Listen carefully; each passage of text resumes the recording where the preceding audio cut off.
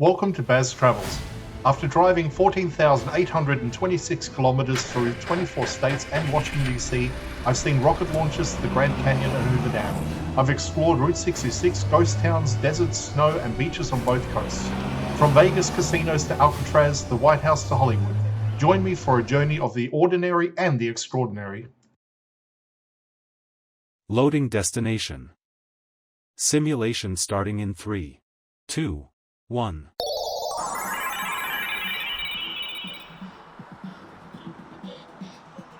To look around, move your phone or tablet. Click and drag if on a computer or move your head if using a VR headset. Please like and subscribe. Welcome to episode 55. We're continuing our look around San Francisco. Today we begin at Pier 17 and head along the Embarcadero, passing Pier 19, 23 and 27, and finishing at Pier 31.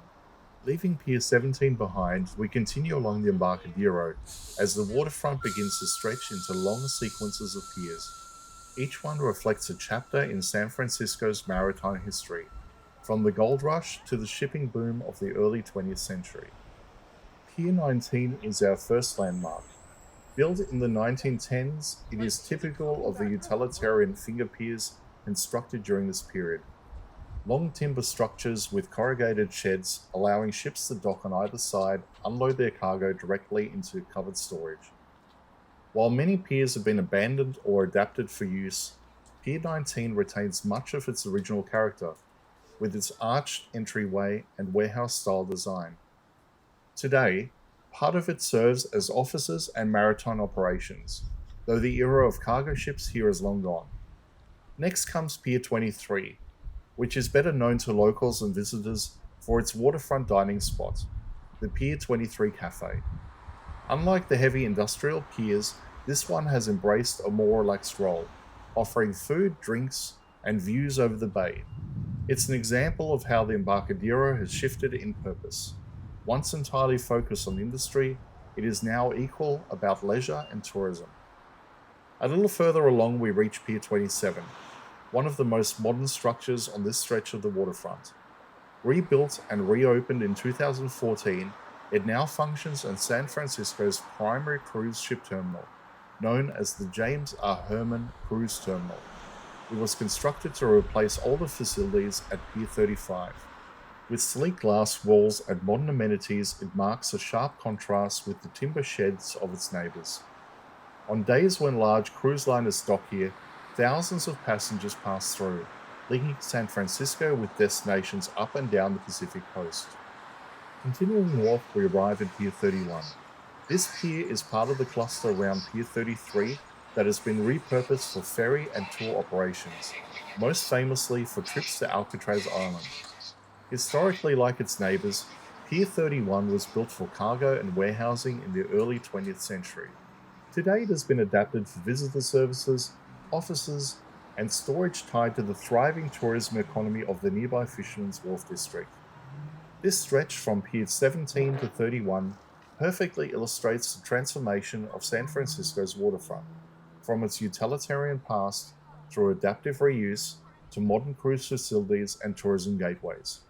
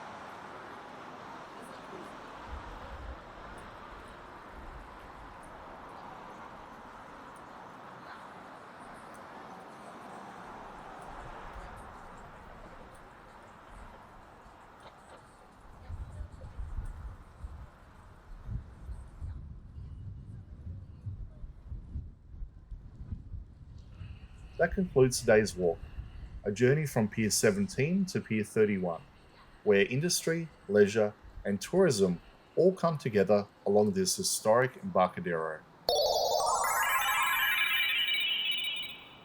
Simulation terminated. Please comment, like and subscribe.